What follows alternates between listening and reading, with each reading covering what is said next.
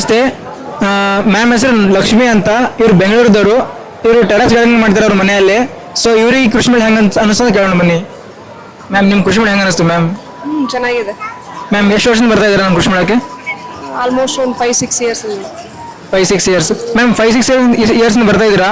Last ಇಯರ್ಸ್ಗೂ ಇಯರ್ಸ್ಗೂ ಏನಾದ್ರು improvement ಇದೆ ma'am ಕೃಷಿ ಮೇಳದಲ್ಲಿ? ಇದೆ. ಡಿಫ್ರೆಂಟ್ ಇದೆ ಮ್ಯಾಮ್. ಮತ್ತೆ ಮ್ಯಾಮ್ ಇದರಲ್ಲಿ ಸೆಂಟರ್ ಆಫ್ ಅಟ್ರಾಕ್ಷನ್ ಏನು ಅನಿಸ್ತು ಮ್ಯಾಮ್? ಗಿಡಗಳು ಮೇನ್. ಗಿಡಗಳು ಮ್ಯಾನ್ ಅಂದರೆ ಯಾವ ಗಿಡಗಳು ಮ್ಯಾಮ್? ಎಲ್ಲ ಫ್ರೂಟ್ಸು ಎಲ್ಲ ಇದೆ, ಔಷಧಿ ಗಿಡಗಳು ಎಲ್ಲ ಇದೆ. ಮ್ಯಾಮ್ ನೀವು ಈ ಕೃಷಿ ಮೇಳ ಏನಾದರೂ ಬಳಸ್ತೀರಾ ನಿಮ್ಮ ಗಾರ್ಡನಲ್ಲಿ?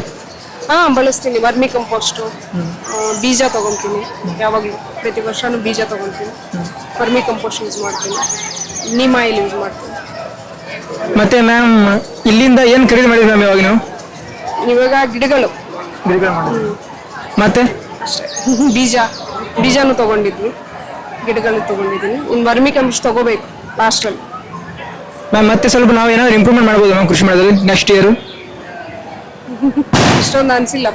ಓಕೆ, ಚೆನ್ನಾಗಿದೆ already. Okay, thank you ma'am.